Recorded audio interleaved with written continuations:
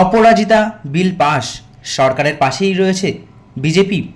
কি বলা হয়েছে এই অপরাজিতা বিলে বিস্তারিত জানাবো। তার আগে বলে রাখি, আপনি যদি আমাদের চ্যানেলে নতুন হয়ে থাকেন তাহলে অবশ্যই আমাদের চ্যানেলটি সাবস্ক্রাইব করে দিয়ে যাবেন, এবং আমাদের ভিডিও যদি আপনি ফেসবুক পেজ থেকে দেখে থাকেন তাহলে অবশ্যই আমাদের ফেসবুক পেজটি ফলো করে দিয়ে যাবেন। আসুন জেনে নেওয়া যাক বিস্তারিত।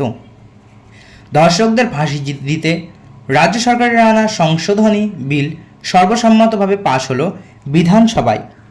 মঙ্গলবার বিধানসভায় the Aparajita the woman and child West Bengal criminal law সংশোধনী বিলে সমর্থন জানিয়ে দ্রুত এটি কার্যকর করার দাবি জানান বিরোধী দলনেতা শুভেন্দু অধিকারী। বিলটি এবার যাতে রাজ্যপাল অনুমোদন নিয়ে দেন সেজন্য বিজেপির বলা উচিত বলে দাবি করেন মুখ্যমন্ত্রী। বিলের ওপর আলোচনায় মুখ্যমন্ত্রী বলেন, ধর্ষণ মানবতার বিরুদ্ধে অভিশাপ। যে সমাজে মেয়েরা ভালো থাকে না সেই সমাজ ভালো থাকে না। আসুন আমরা সবাই মিলে একজোট হই। এই ধরনের ঘটনা আটকাতে সমাজ সংস্কারের দরকার আছে। ভারতীয় ন্যায় সংহিতার কয়েকটি ধারায় সংশোধনীর প্রস্তাব রয়েছে অপরাজিতা বিলে। বিরোধী দলনেতা শুভেন্দু অধিকারী দ্রুত বিলটি আইনে পরিণত করে তা কার্যকর করার দাবি জানান। পাল্টা মুখ্যমন্ত্রী বিজেপির উদ্দেশ্যে বলেন, রাজ্যপালকে বলুন বিল সই করে দিতে, তারপর যদি তা কার্যকর না হয় সেই দায়িত্ব আমাদের।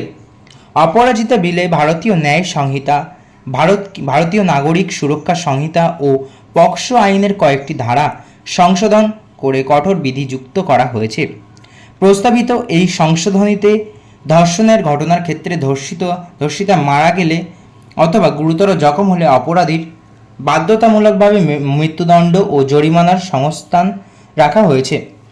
ধর্ষণের ক্ষেত্রে আমৃত্যু কারাদণ্ড ও জরিমানার সংস্থানও থাকছে। গণধর্ষণ ক্ষেত্রেও ধর্ষণকারীদের আমৃত্যু কারাবাস করতে হবে। 12, 16, 18 বছরের নিচে মেয়েদের ধর্ষণের মামলাতেও একই ধরনের শাস্তির বিধানই রয়েছে। ধর্ষিতার পরিচয় প্রকাশ করলে সংশ্লিষ্ট অপরাধীর 3 থেকে 5 বছর কারাদণ্ড ও জরিমানার সংস্থান রয়েছে বলেই জানা যাচ্ছে।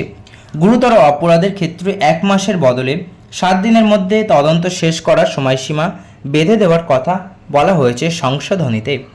মূল আইনে কোনো থানায় ঘটনা নথিভুক্ত করার পর 2 মাসের মধ্যে তদন্ত শেষ করার কথা বলা ছিল। এই সংশোধনীতে তা কমে 21 দিনের মধ্যে শেষ করার প্রস্তাব রয়েছে। মহিলা ও শিশুদের ওপর অত্যাচারের ঘটনার তদন্তে অপরাজিতা টাস্ক ফোর্স তৈরির প্রস্তাবও রয়েছে। মুখ্যমন্ত্রী পরিসংখ্যান তুলে ধরে জানান, ধর্ষণের ঘটনায় সাজার সংখ্যা কম। এই ধরনের অপরাধের ক্ষেত্রে পুলিশ গড়ে 76% ক্ষেত্রে চার্জশিট দিয়েছে, কিন্তু 56% ক্ষেত্রে অপরাধী এটা শাস্তি হয়েছে। তিনি বলেন, কেন্দ্রীয় সরকার কারো সঙ্গে কোনো রকম আলোচনা না করে তাড়াহুড়ো করে 3টি ফৌজদারি আইন চালু করেছে। কড়া আইন আনার জন্য প্রধানমন্ত্রীকে 2টি চিঠি দিয়েছিলাম, উনি তার উত্তর দেননি।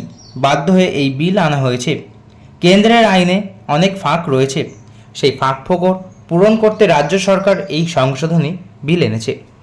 রাজ্য সরকার এই ধরনের বিল আনতে পারে কি না তা নিয়ে প্রশ্ন তুলছে বিরোধীরা।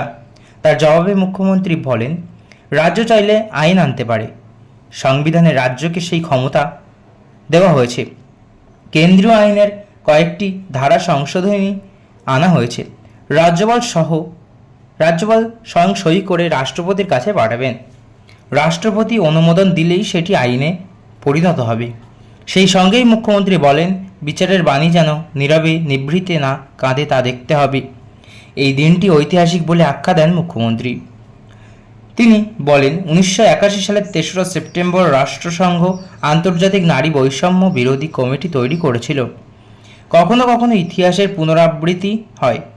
মহিলাদের অধিকার রক্ষার জন্য এই দিনটি ঐতিহাসিক। এই বিলে 7টি সংশোধনী আনার প্রস্তাব দিয়েছিলেন বিরোধী দলনেতা।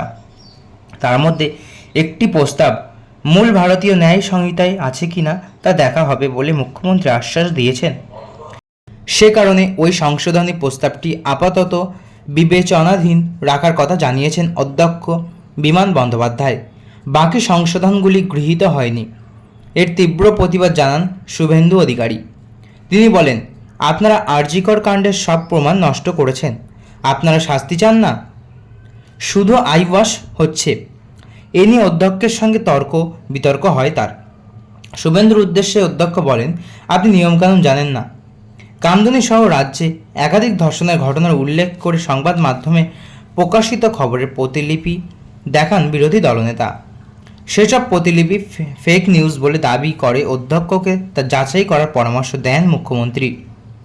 অন্যদিকে তিনি জানান, নির্ভয়া তহবিলে 108 কোটি টাকার মধ্যে কেন্দ্রীয় সরকার রাজ্যকে 81 কোটি টাকা দিয়েছে, 54 কোটি টাকা দিয়েছে রাজ্য সরকার। তার মধ্যে 66% টাকা খরচ করা হয়েছে বিভিন্ন রাস্তায় সিসিটিভি ও পর্যাপ্ত আলো লাগানোর জন্য। রাজ্য সরকার 100 কোটি টাকা মঞ্জুর করেছে বলেও তিনি জানান। আলোচনা শেষে ধ্বনি ভোটে সর্বসম্মতভাবে বিলটি পাস হয়। তো বন্ধুরা, এই ছিল আজকের ভিডিও। আশা করি ভালো লেগেছে। ভালো লাগলে অবশ্যই একটি লাইক করবেন এবং আপনার কি মতামত কমেন্ট বক্সে অবশ্যই জানিয়ে যাবেন। ধন্যবাদ।